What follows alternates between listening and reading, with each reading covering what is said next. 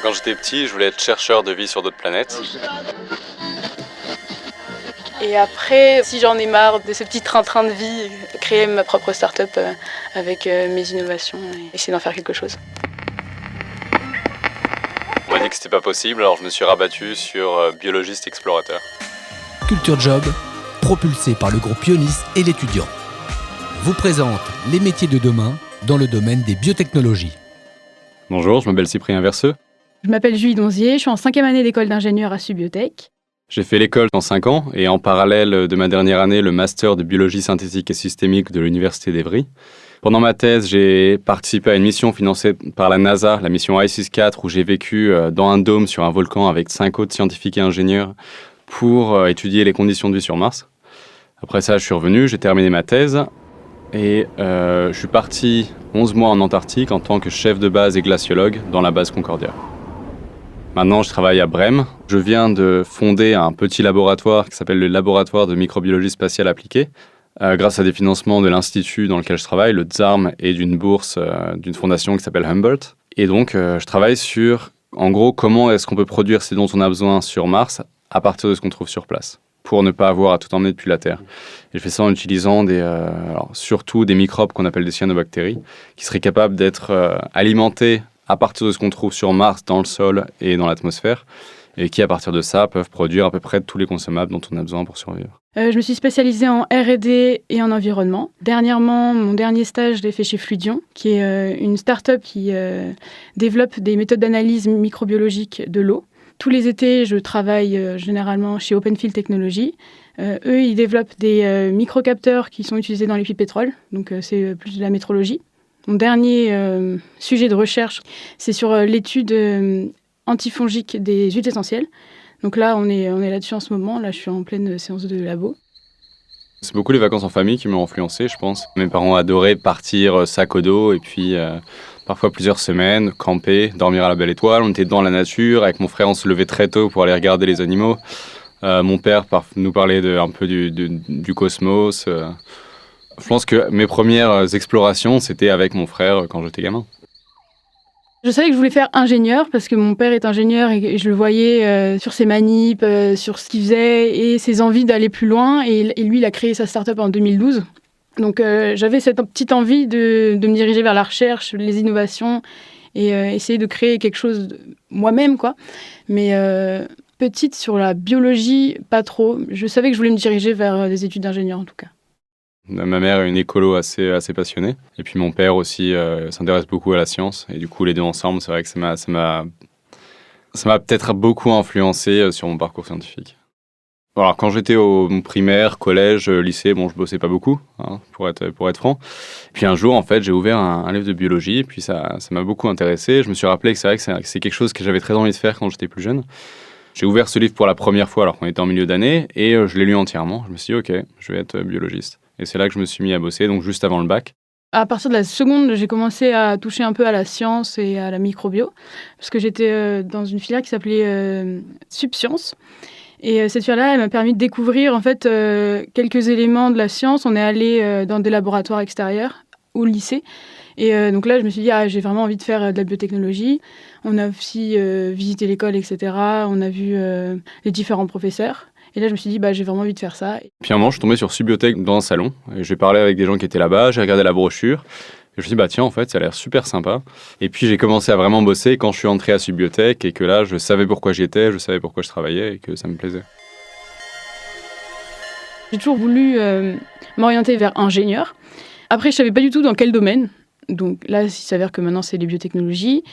Pendant mon cursus, il y a eu je vais aller en santé, finalement en cosmétique. Finalement, environnement, ça m'intéresse bien.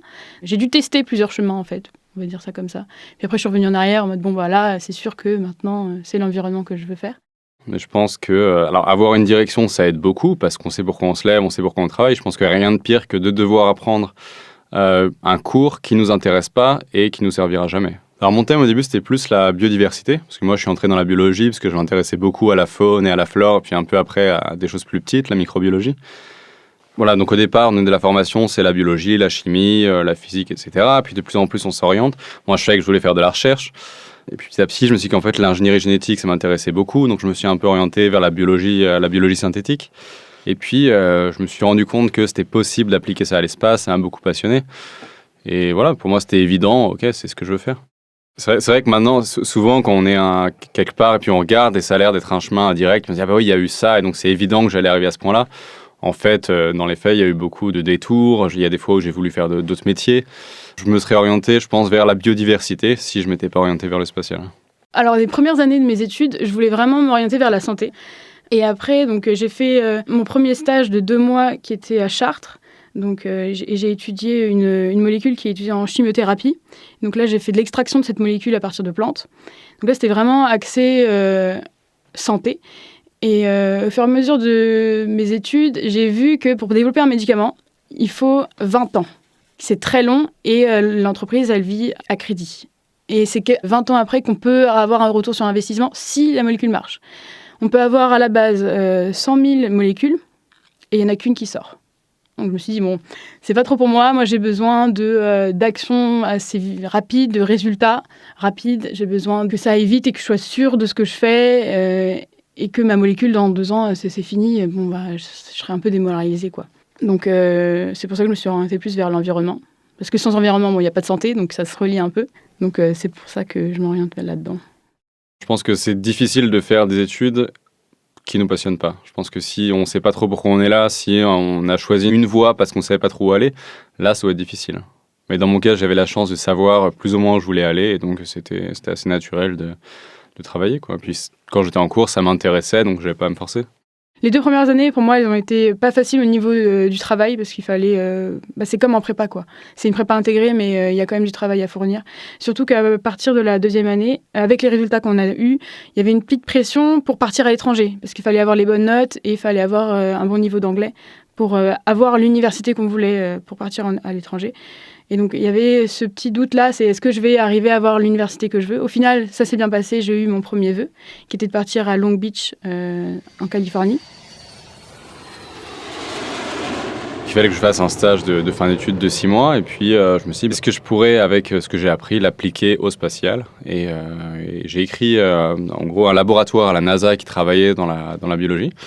Ils m'ont pas répondu, j'ai insisté, je les ai un peu harcelés jusqu'à ce qu'ils me répondent. Ils m'ont accordé un entretien Skype et puis c'est comme ça que je suis parti. À la NASA, j'ai rencontré des gens passionnants. Il y avait des conférences régulièrement d'astronautes ou d'autres gens qui avaient des parcours vraiment impressionnants. Beaucoup de gens très très intelligents avec qui j'ai eu des conversations très stimulantes. Donc c'est un environnement vraiment qui se prêtait à se lancer dans les projets, à la fois parce qu'on avait accès à des gens très intelligents, très passionnés, et parce qu'il y a cette culture de, voilà, si on a un projet, il faut se lancer, on y croit, et ça peut marcher.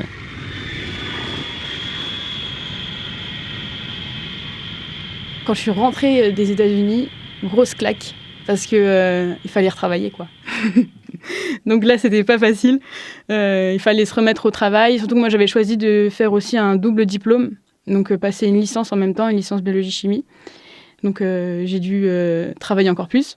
J'étais plutôt positivement surpris par le niveau des étudiants français par rapport à des étudiants de Stanford ou Harvard, etc., dont on parle souvent comme des génies, en fait.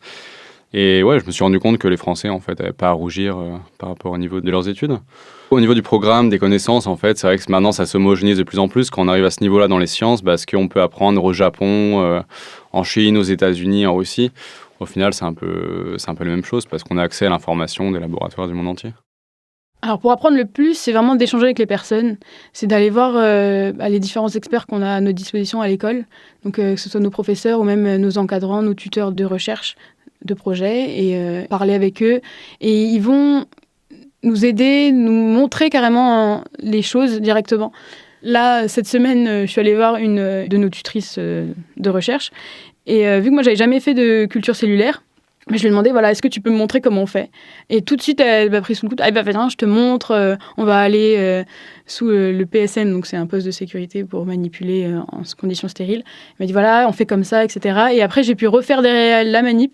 Et elle me disait ce qui va pas, etc. Donc là, c'est un bon moyen d'apprendre. Et, j'ai eu un cours particulier, quoi, en laboratoire, donc ça, c'était génial. Qu'est-ce qui m'a permis d'apprendre ? Je pense que... moi, je lis beaucoup, donc c'est vrai que j'apprends beaucoup des livres. Mais je pense aussi qu'il y a cette philosophie d'apprendre à apprendre et pas seulement apprendre les choses. On a beaucoup de projets en autonomie, on a une grosse marge de manœuvre. Et ça nous permet pas seulement d'apprendre à apprendre, mais ça nous donne aussi la confiance en nous qui est nécessaire pour apprendre un sujet et se dire ok, je me lance là-dedans, je connais pas tout, mais je sais que je serai capable de me former avant que ça commence. Je m'imagine bien avoir un poste d'ingénieur sur 5 ans, tranquille dans une boîte. Et après, pouvoir évoluer au sein de la société, peut-être 20 ans, en ayant des postes avec de plus grandes responsabilités. Après, plus tard, je voudrais manager une petite équipe, avoir différentes tâches et là, plus de projets. Donc, peut-être être sur 5-8 projets en même temps. Et après, c'est si j'ai une idée qui me travaille, la sortir et la créer moi-même avec une équipe assez dynamique et tout. Quand j'aurai 45 ans, créer une start-up. Les voies sont pas figées. On peut souvent passer d'un domaine à l'autre et c'est pas parce que maintenant vous vous intéressez à un domaine A que vous pourrez pas plus tard passer au domaine B. Sinon, ces études, on apprend à apprendre et pas seulement le contenu des cours. Et on peut facilement se dire ok, maintenant j'ai la méthode scientifique. Je sais comment m'informer sur un sujet, je fais de l'astrobiologie et demain, si je voulais, je pourrais me mettre à travailler sur, la biologie marine ou même autre chose. Je pense que les carrières maintenant sont beaucoup moins rigides qu'avant. Et une fois qu'on a la méthode, on peut facilement transférer ses compétences d'un domaine à l'autre. Culture Job, regard sur les métiers de demain.